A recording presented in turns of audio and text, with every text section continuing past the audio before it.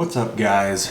I am doing another video on the Croissant diet, and I want to talk to you about something that kind of a eureka moment I had when I made my last video, and that was, why are there so many diet models that work to resolve health issues and also seem to work to lose weight? You can go a multitude of ways, and we can all name somebody that we know that tried one or the other and they had great success. I had this eureka moment in my last video because for a second there I was talking about the way I used to eat when I competed in bodybuilding 20 plus years ago, and it dawned on me that I wasn't eating hardly any polyunsaturated fat then either. I wasn't eating a lot of saturated fat, which seems to be the thing that accelerated the weight loss for me now, but I wasn't eating polyunsaturated fat. I mean, a diet that is composed of primarily protein sources of chicken breasts, tuna fish, rinsed and strained tuna fish. I mean, if there's any fat in it, you're washing it out in a colander, and egg whites, along with starches like sweet potatoes, some white rice, some white potatoes, and I was like, hey, Brad talks about this in some of his posts about how his model for this diet works across multiple types of eating. And it's interesting, I'm not in the low carb camp. I don't think I can ever join that group for two reasons. One, I like carbs, and two, I just don't see how they can support the case. They just are overlooking overwhelming evidence that it's not a culprit. So let's talk about diets that resolve health problems. You've got people that are on the carnivore diet, and they resolved, and you can just name the condition, and there are people who feel like they've resolved it with that.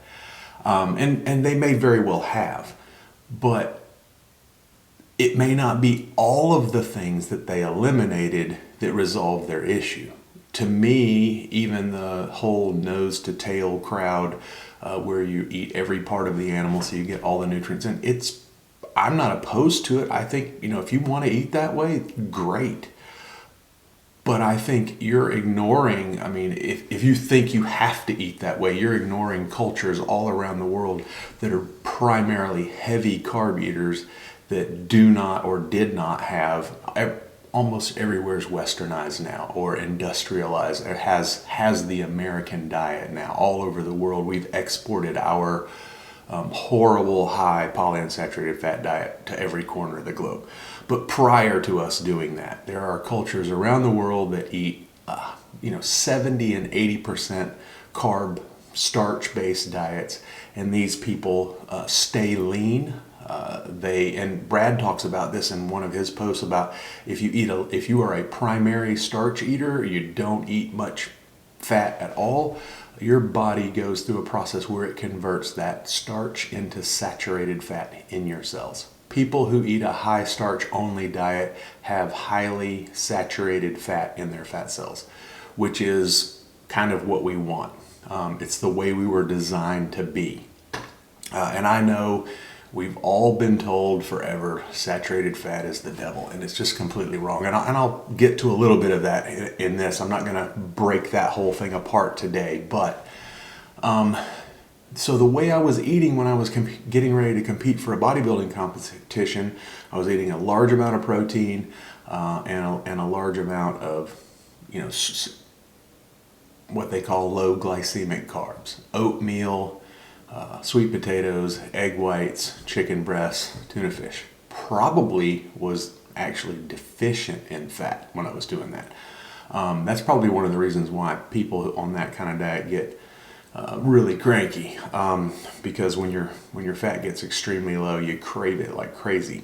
But that worked. But here's what's common about what I'm doing right now and what I was doing then, and how I got lean then and I've gotten lean now. Both of those diets didn't have polyunsaturated fat. You take other countries around the world that are predominantly starch eaters, and they have an enormous thin population. lower body fat percentages, way lower than in the industrialized world, particularly.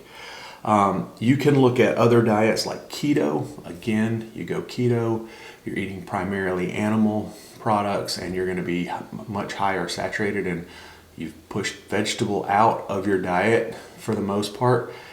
But the people I feel like who struggle on keto the most are the ones that are strictly trying to raise their fat intake in an insulin deprived environment because you're not eating any carbs, and they choose to raise their fat intake with vegetable oils.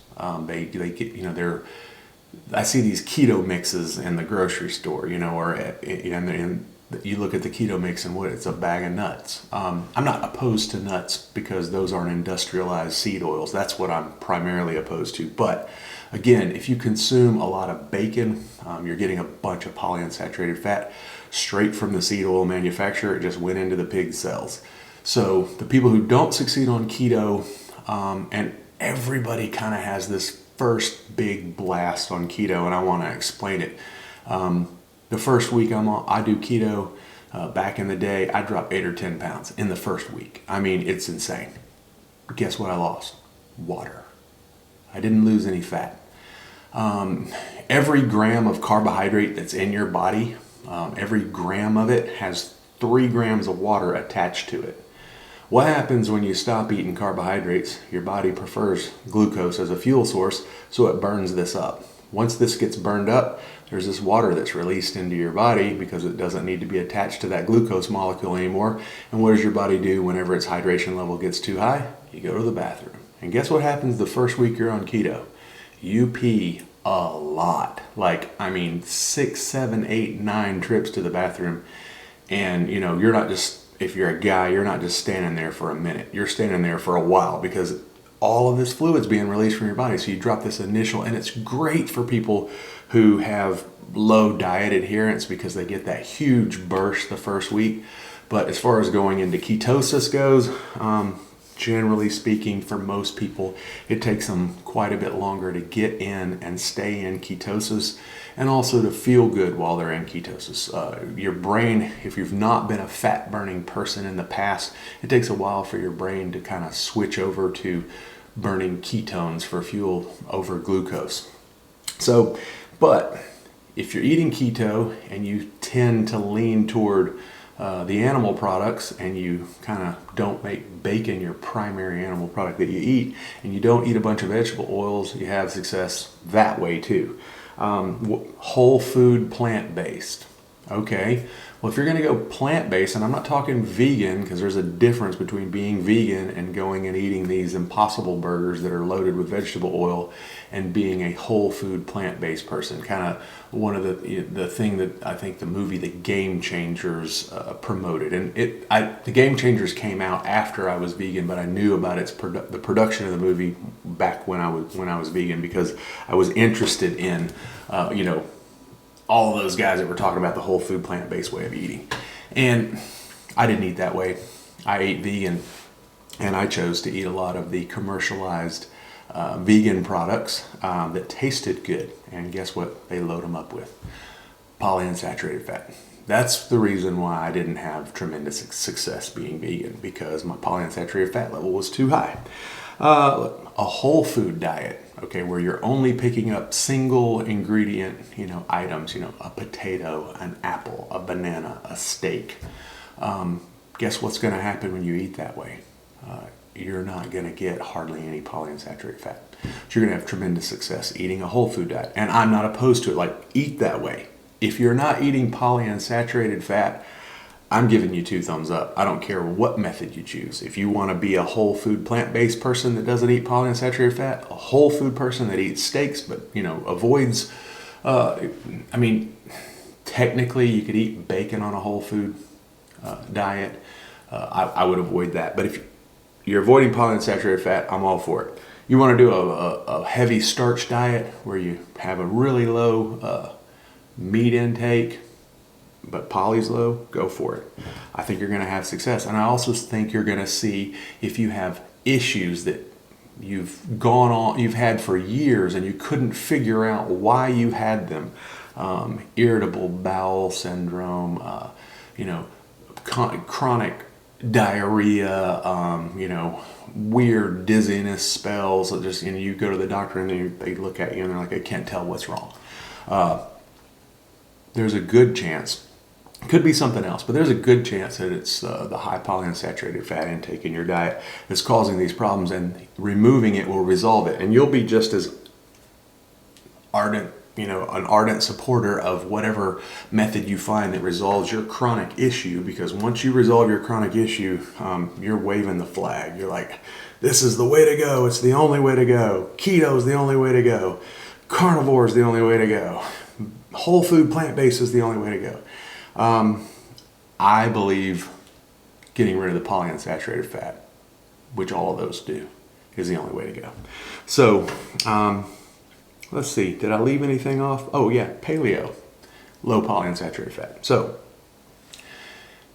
I figured out that my polyunsaturated fat intake, for me, I eat 10 grams or less per day, generally right around that number, is 2.5% of my total calorie intake. I've seen studies where the average American is consuming anywhere from 20 to 40% of their total calorie intake from polyunsaturated fat. Mine's 2.5%. And I think it's about 0.5% too high. I'd like to get it down to 2. Why? Well, 10 grams is 90 calories of polyunsaturated fat in my diet per day. I think 2% is the right amount. And why do I say 2% is the right amount? Because a century ago, around the 1900s, they did studies on biopsies on fat cells, and they figured out that the fat cell content of a person before industrial seed oils was a predominant factor in the diet was about 2%. And heart disease it existed, but it was not any kind of epidemic. It was rare. Very, very rare. So were so many of the other metabolic disorders. We call them Western diseases of civilization, whatever term you like to use. These all came about and rose with the consumption of polyunsaturated fat. There have been studies that show cancer incidence increases dramatically when your polyunsaturated fat intake is above 4%. Now keep in mind, I just said the average American is eating 20 to 40% polyunsaturated fat. But when your polyunsaturated fat intake goes above 4%, incidence of cancer increases.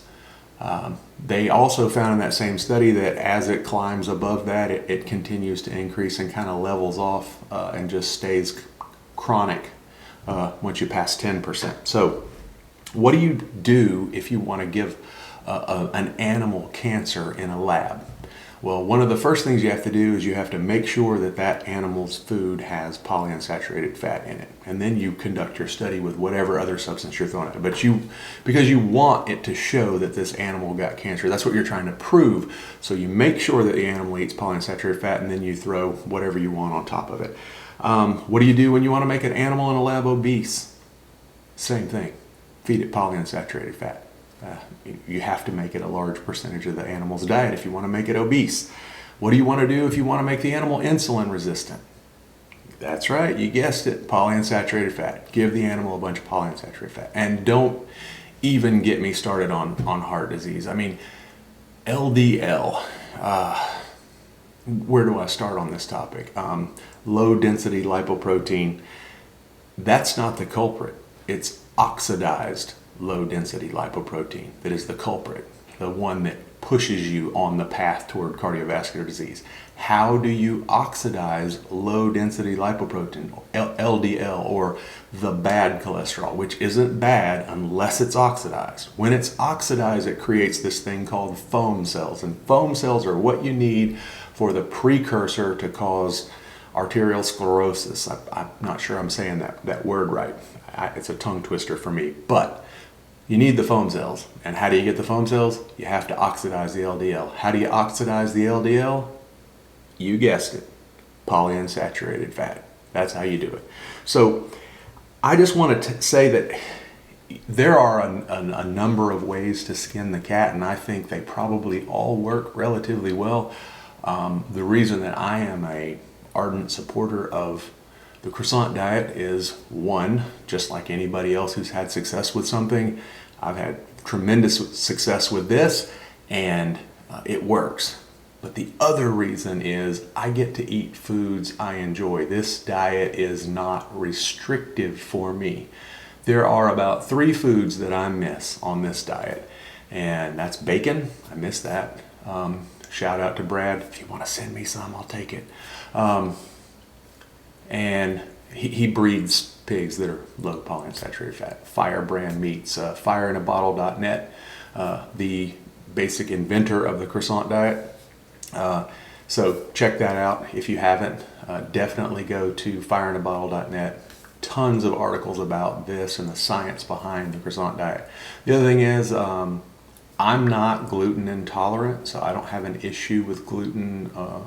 I don't eat a lot of it, but I don't have an issue with it. So I like to eat my croissant, you know, and not that croissants have to be a part of the Croissant diet. That was a clever name. Brad talks about that in some of his posts because it was modeled after the way the French were eating in the late 60s, early 70s, I believe was the time frame.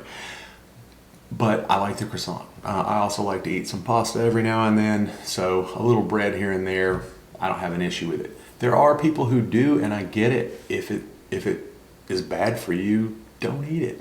You can still do a version of the Croissant diet that doesn't include gluten. That's not impossible. It's completely doable.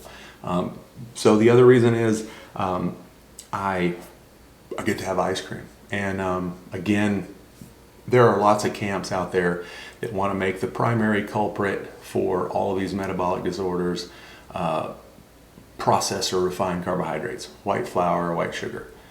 I'm not saying that those two things are great. That's not what I'm saying. I just don't believe that they're the primary factor. Polyunsaturated fat is. It's the primary factor in all these metabolic disorders, the precursor, the thing you have to set it off and get there. Now, if you're predisposed to problems with those other things and you take those things in on top of polyunsaturated fat, it's like taking a blowtorch to some gasoline. It just makes it horribly worse. But if you're a person who can tolerate gluten, if you're a person that your blood sugar doesn't skyrocket when you eat a little bit of sugar every now and then, I think you can have it. You know, the other thing is that by driving the saturation of my fat cells up and pushing all this polyunsaturated fat out of my body by losing 40 pounds in the last 7 months, I'm going to be a lot healthier person for a lot longer. And I'm not saying I'm not the world's authority on health. I'm not trying to be. I'm just trying to promote the Croissant diet because I think it's great and share with you some things that I've learned along the way. And I'm going to put some links to some videos in the description on this one so that you can take some time and learn about polyunsaturated fat and why it causes so many problems, and all the tons of doctors, medical researchers, published peer-reviewed studies on how bad this stuff is for us. So I'm not going to link to all of it, but I'm going to link to a few videos, and in those videos they link to way more of it. So and they do a much better job of explaining all of it than I ever will. So I thank you for your time. If you like the video, click like, and if you like it enough, share it with somebody else and subscribe because I've got more videos coming soon. Thanks.